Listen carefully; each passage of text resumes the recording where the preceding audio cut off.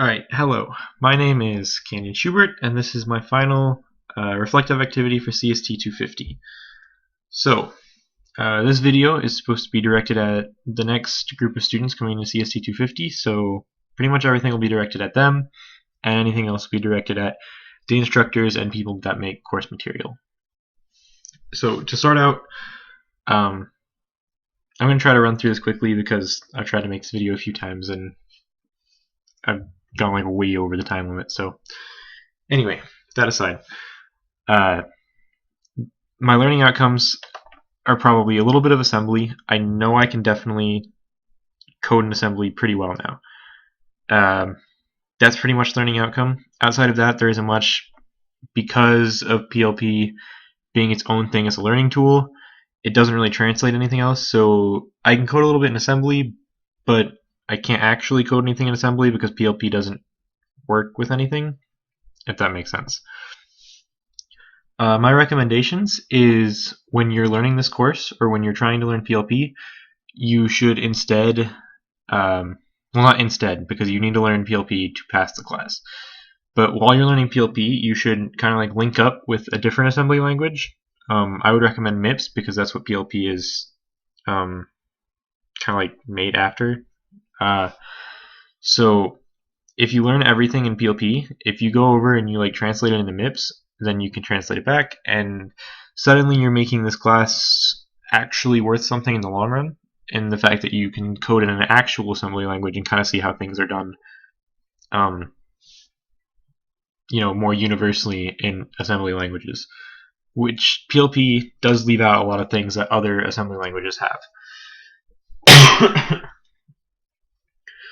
So, information on what I enjoyed about the class, I'd be hard pressed to come up with anything. The class was a huge struggle, really. Things that I didn't enjoy, for instance, would be the lack of help. If you need help in this class, you're going to be asked if you've watched the videos for the class or for each assignment. And if you watch the videos and you still need help, you're going to just be told to watch the videos again, and that doesn't help. That's probably the biggest quarrel I have with the class itself, is just that the complete lack of help and the complete just shrugged off of my problems.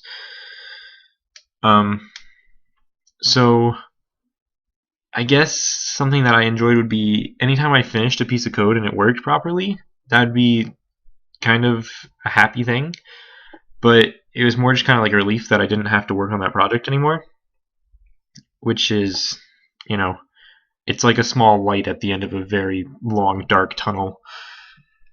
Things that I would have done differently is basically what I recommended. Right off the bat, I would have started learning MIPS. I would have just translated any MIPS code, because the way I was doing things is I was writing things in Java first and then translating them in the PLP, which doesn't really work because higher level languages do not mix well with assembly languages. So I would have just self-taught myself MIPS and went back in and just translated that into PLP, because in my opinion at least, MIPS is a lot easier than PLP when I started doing it towards the end. It simplifies a whole bunch of things in PLP, and that's just how it works. But that will be it. Enjoy the class, I guess, if you can. Look up stuff, just find ways to make your life easier. Look stuff up in MIPS. If you don't understand anything, try and find somebody that does and have them explain it to you in pseudocode or something else, because pseudocode helps a lot. But that's it. Enjoy the class, I guess, and have fun if you can. Thank you for listening.